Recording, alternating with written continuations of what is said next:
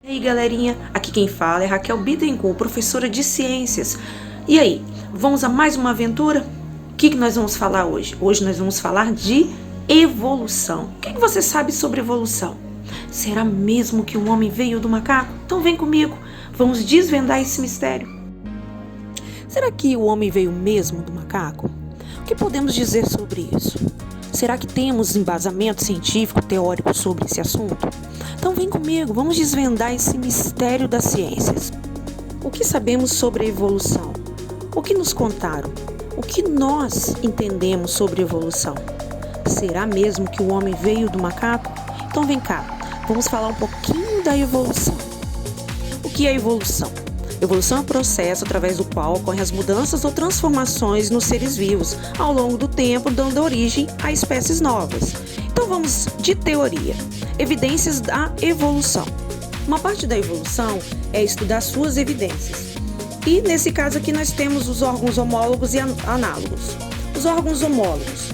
O braço do homem, a pata do felino, a asa do morcego, a nadadeira da baleia são estruturas homólogas entre si. Formatos da ossatura igual, porém desempenham funções diferentes. Os órgãos análogos têm estruturas diferentes, mas com uma função igual.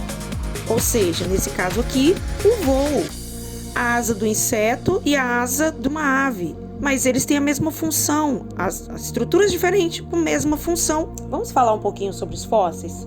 O que são os fósseis? Os fósseis são rastros ou vestígios de seres vivos que viveram em um passado distante e ficaram preservados em diferentes materiais.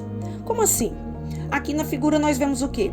Nós vemos uma ossatura, de um animal grande que pode ser um dinossauro. Vemos uma pegada, um vestígio, um rastro, de uma pegada de dinossauro.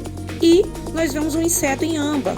Agora que nós entendemos um pouquinho das evidências da evolução, dos fósseis, vamos falar um pouquinho então da teoria da evolução das espécies. A evolução mostra o que aconteceu antes para entendermos o hoje e compreendermos o que vem depois. Existem muitas teorias. A de que Deus criou todas as coisas, a de que a criatura evoluiu de um único ancestral comum e que eles evoluíram em milhares de anos. A mais aceita na comunidade científica é de que elas foram criadas, vieram de um ancestral comum e depois foram evoluindo. Então, vamos falar um pouquinho de alguma dessas teorias. A teoria de Lamarck.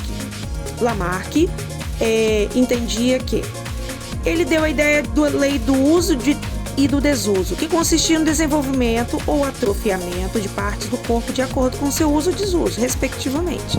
Com isso, tais características seriam passadas ao longo do tempo para as gerações seguintes, e que explicou na lei da transmissão dos caracteres adquiridos. O exemplo aqui, a teoria de Lamarck. Então vamos agora comparar com a teoria de Darwin. Darwin afirmou que os seres vivos, inclusive o homem, descendem de ancestrais comuns, que modificam-se ao longo do tempo. Assim, as espécies existentes foram evoluindo de espécies mais simples, que viveram antigamente. Para Lamarck, a evolução se dava pelo uso e desuso de partes do corpo, enquanto Darwin acreditava que o ambiente atuava na seleção das características mais vantajosas. A partir de suas observações e pesquisas, as principais ideias de Darwin foram: indivíduos de uma mesma espécie apresentam diferenças entre si, resultando de variações entre as suas características. Indivíduos com características vantajosas às condições do ambiente possuem mais chance de sobreviver do que aqueles que não apresentam tais características. Indivíduos com características vantajosas também possuem mais chance de sobreviver, de deixar descendentes. Pais transmitem características hereditárias para os seus filhos, ou seja, descendentes.